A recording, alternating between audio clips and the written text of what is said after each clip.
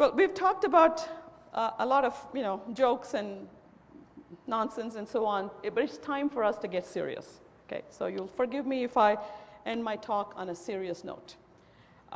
This is a scary business, and people are worried, and there is no question about it. It's a tough game. So if you are feeling a tad insecure after your CLL diagnosis, and you're not exactly feeling perky, and you feel life has been throwing you a bit of a curveball, every time you try to kick that field goal, Lucy is yanking it out, and you land on your butt. And you can't tell your fish from your IGVH. I mean, most of us are smart enough to tell our elbow from a hole in the ground, but fish and IGVH, that's a different ball game. Well, we can help you get your ducks in a row. We've talked about spleens a lot, but a beer belly doesn't quite qualify as a swollen spleen. And you may want to cut back on the beers and exercise a bit more. That may be a smarter move than getting a splenectomy. You really got to do your own heavy lifting, and I really mean that, the aerobic as well as the weight exercises. And don't be a couch potato.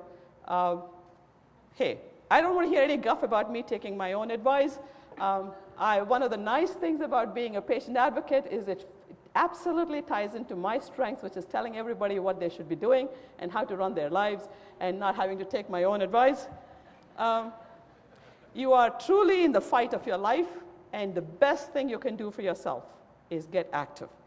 Watch and wait is a very hard lesson for me. It's a very passive kind of thing.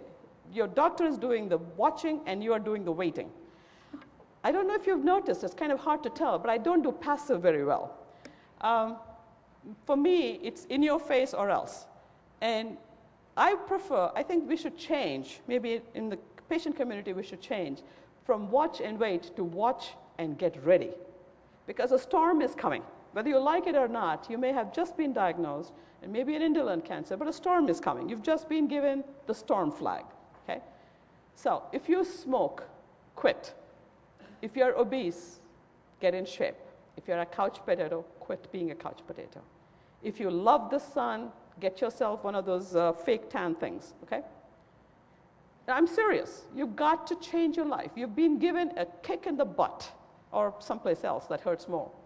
And it's up to you to take that warning seriously.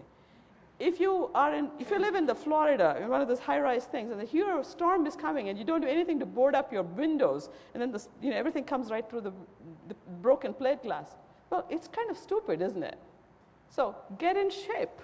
And people who exercise live much better. You'll feel better. And by the way, many of the drugs that they use in treating CLL, tough on your lungs, tough on your kidneys, tough on your heart, tough on your liver, every aspect of you. If you are in shape, you'll handle those drugs a lot better. It's called a therapeutic window. You want yourself to be healthy so that the CLL cells can be killed. If you are sick and your CLL cells are killed, well, you'll also get killed. Okay? So you want to broaden that therapeutic window where you are healthy and then the CLL gets killed.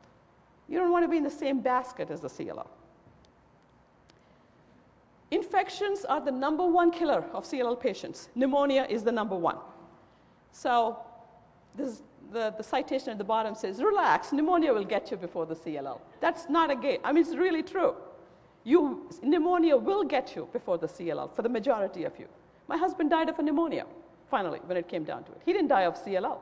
His CLL was completely cured by graft versus leukemia at that time. He died of pneumonia, an infection that he could not fight. So simple things you can do. Wash your hands. That little alcohol gel, very useful.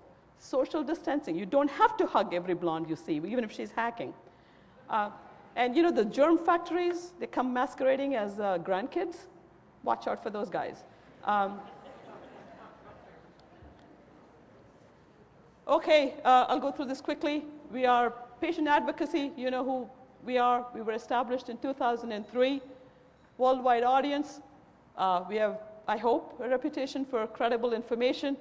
We are a link between patients, researchers, oncologists, industry, and regulators. We have 3 websites that I hope you will visit. clltopics.org, that's our flagship website. Journal, clltopics.org, talks about my husband's transplant journey. I'll warn you ahead of time, this is not good, friendly bedtime reading. Read it when you're feeling strong. I don't dare read it anymore. I wrote it, but I can't read it anymore. And Updates is our new website, which allows back and forth between the patients and myself. So it's much more of an interactive kind of a thing. It's working great. Let me state the obvious. This talk is dedicated to PC Venkat. He was 59 when he died.